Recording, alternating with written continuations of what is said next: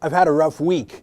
No, it's not what you think. It's not because the liberal media is criticizing us for being too right-wing. That happens all the time. Something else happened to me for the first time in my life, actually, and I don't really know how to say it other than to just say it, and I can't really believe it, but here it goes. I'll say it. I'm being blackmailed. I'm being extorted. That's what's happening. I've always known the rule that if you're ever being blackmailed, don't pay. I mean, even if you think you can pay a blackmailer, they'll just ask you for more a second time. But you're scared, so you pay. I thought I could make the problem go away, so I actually paid, and then I paid again. But then they threatened again, last night actually, and then again this morning, so I haven't slept. So I called my lawyers this morning, and I've decided I'm done. I'm going to do what I should have done a few weeks ago and just pull the trigger on myself on my own terms. That's the only thing that takes that power away from an extortionist. It's a pretty bad choice, isn't it? So I'm going to take the power away from them, and I'm going to tell you what happened myself. It happened in the UK. Just a bit of background. As you know, we've got this great guy out there on our team, Tommy Robinson, smart, brave, tough. He used to be the head of the English Defence League. A rough group of guys. He even went to prison for a bit on a trumped-up charge just so police could take him off the streets. But Tommy actually quit the EDL, the organization he founded, when it started to become racist. Tommy hates racism. I've gotten to know Tommy and his best friend since childhood, Andre, who just happens to be black, for heaven's sakes. Tommy has an important story to tell about how Islam has changed his country, raped young girls, including his own cousin. He's ringing the alarm, but not just about Islam, also the politically correct police and media and politicians. So we hired Tommy to do little videos for us, and they were good because he's a natural, but boy, were they crummy. I mean, look at that bad lighting, look at that bad webcam. It was pretty bad. And then one day, it was amazing. Look at that. Who did that? What happened? Well, this guy, Caolan Robertson, who just approached Tommy and attached himself to Tommy and made Tommy's videos great. We had no idea who he was, but we were grateful to him, so we offered to pay him a few bucks to work part-time to help Tommy. And then someone else just joined the team, named George Llewelyn John. He agreed to be the cameraman for Tommy. It was great. Suddenly we went from one guy to a whole team. And then a terrorist struck Westminster Bridge, and Tommy and our two new guys were there, and they taped this raw, viral video. It went super viral, seen millions of times. And the next day, Caolan said to us that he was fired from his full-time job because he appeared in that video with Tommy. Okay, well, I mean, I felt bad for him, and he was being helpful to us, so I immediately hired him full-time. No background check, no interview, just did it right then and there. And George was unemployed too, so we hired him too, full-time, right then and there. George and Caolan are a couple, I soon learned, but I don't care about stuff like that. They did good work, like this beautiful video they did for our Justice for Chelsea campaign. That's great. That's George, lots of talent. Funny little things though, like panicky calls in the middle of the night asking for us to immediately advance them 150 pounds or 300 pounds by PayPal to cover strange expenses, like asking for cash to pay for an Uber. Ubers don't take cash. All right, but no problem. They're just young lads. When I finally met them in London, they showed me their squalid apartment downtown. They said they wanted to move closer to Tommy. I offered to help. Now, they're grown men. I was paying them for full-time work, but maybe they needed some help. So I gave them 1,800 pounds for rent money for that first month when you need both rent and a deposit. But then Caolan took that money and went on a luxury vacation instead of paying the rent. I couldn't believe it. They were literally homeless, so I gave them another 3,500 pounds, this time for rent and for furniture, and I gave it through another friend I trusted so they didn't steal it this time. We bought them a computer. We bought them each cell phones. They were always asking for cash, always in a panic. It was incredible. It was nuts. Who knows where that money actually went? So we got stricter about expenses. But things fell apart. I mean, sometimes they'd have quarrels and wouldn't leave their apartment bedroom to go to work. Tommy missed an important interview because of that. They were doing side projects instead of our work. They were moonlighting for a political candidate that we were covering. It was just too crazy. So I sent an old trusted friend over to the UK to meet with them face to face to say goodbye. Now, these two had only worked for us for about 3 or 4 months. We were really firing them for cause. I mean, you don't get severance when you're fired for cause. We had done them so many favors, advanced them so much cash, but no need to argue. I mean, look, give them a few bucks, let them keep that prepaid rent, move on, no need to be stingy. But then they demanded thousands and thousands of pounds for severance after just a few months. That makes no sense. But my old friend told me was necessary to make some problems go away. I couldn't believe it, but my friend said it was really, really important.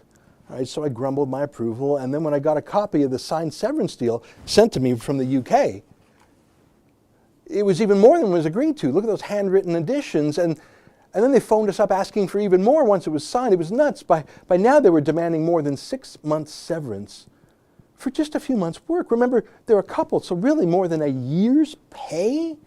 A year's pay! I'm sorry, that's crazy, no way. So I called up my old friend, and he told me what was really going on. It wasn't for severance. It was to pay these two off, to pay them a shakedown. See, they had told my friend in excruciating detail what they were going to do and how they were going to do it if we didn't shovel them tens of thousands of pounds. They were going to launch their own media company. Okay, no problem. They were going to do it with a splash. No problem.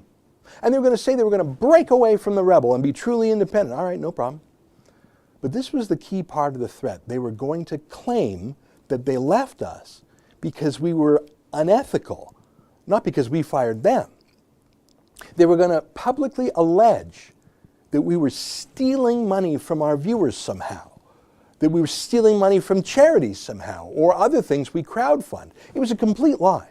I mean, everyone knows where the money we raise goes. It goes to hire a lawyer for Chelsea, to fight against the police who wouldn't charge her rapists. Here's that lawyer right there. It goes to another lawyer for John Fletcher, the man who had the Don't Support Terror shop at Fletcher's, you know, that shop at Fletcher's, that sign on his shop. Here's that lawyer. Lots of lawyers went to Tommy Robinson's lawyer to keep him out of jail. It also went to positive things too, like this extremely expensive wheelchair we've ordered for Gareth Knox. We haven't quite paid for that yet. And literally right now, Chelsea Wright and her parents and her 3 kids are just back from a vacation. We sent them on to Spain, as you know, just to get them away from all that BS in Sunderland. That's where the money's gone. And our terms of service on our website are clear. Any surplus money is applied to other similar campaigns or related expenses. That's our whole business model. That's not a secret. That's our model. But Caolan and George threatened to say we were pocketing that money, that we were stealing money. I mean, of course they had no evidence. They have nothing to do with our accounting department, which is in Canada. They don't have any facts. They just made it up. But so what? An accusation by a former employee would be deadly, especially with the liberal media so hungry to smear us these days. It's a madhouse. So my old friend said, Ezra, pay them. But even that wasn't enough. They started calling our accountant and demanding more money, and sooner. And they refused to hand over our property like our old footage. Here's the contract they signed for their huge severance. As you can see, it was really a contract for a shakedown. Not so much for severance.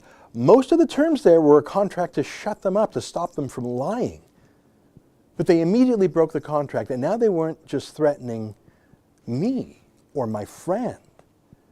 They were threatening Tommy Robinson too. Caolan Robertson and George Llewelyn John threatened to release video footage they claimed to have taken of Tommy Robinson confessing that he punched a guy at Ascot in self-defense. They said they had Tommy Robinson on tape confessing to that. And then if we didn't pay them thousands of pounds, they'd rat out Tommy, whether it was to the police or to a UK tabloid that would just love that video footage. Well, I got on a plane and I flew to London to meet with them, to meet with Tommy and George Llewelyn John, who was speaking on behalf of himself and his boyfriend, Caolan. And I'm ashamed to admit it, I signed another contract, one that I had personally written, this one, to buy their silence for Tommy Robinson. I specifically mentioned Tommy Robinson in there. Not that Tommy had done anything wrong. I don't even know if they have the footage they claim they have.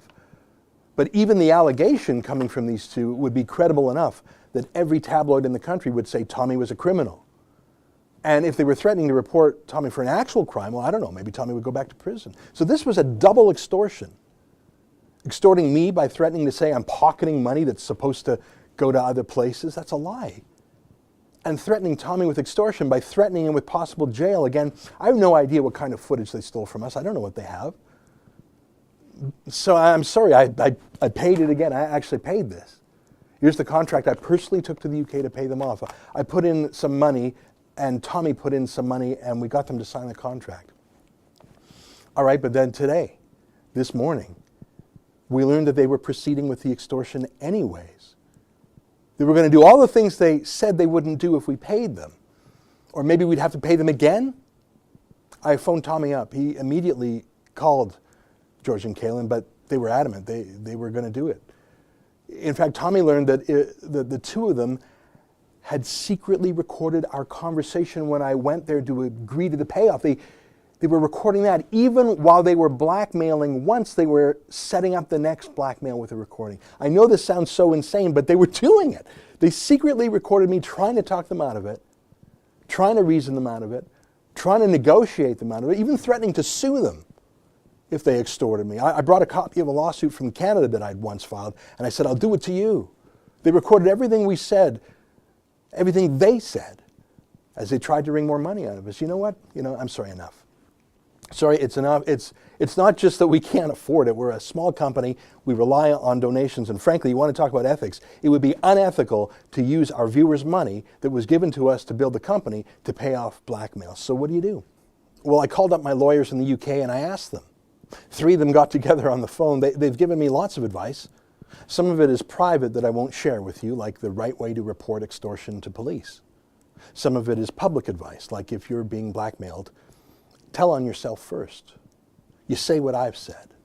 They say they have Tommy on tape saying he acted in self-defense. I spoke to Tommy and he said he's fine with me revealing what they have on him. He agrees with me. We have to do this. They have other rough language by Tommy on tape. They have tape a lot of people secretly. Just a warning, if you're ever near Caolan and George, they're probably taping you. They taped me threatening them with a civil lawsuit if they extort me. They taped me agreeing to pay them cash.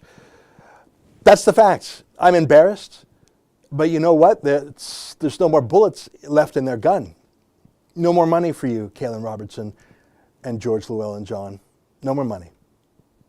For the Rebel.media, I'm Ezra Levant, and I'm free.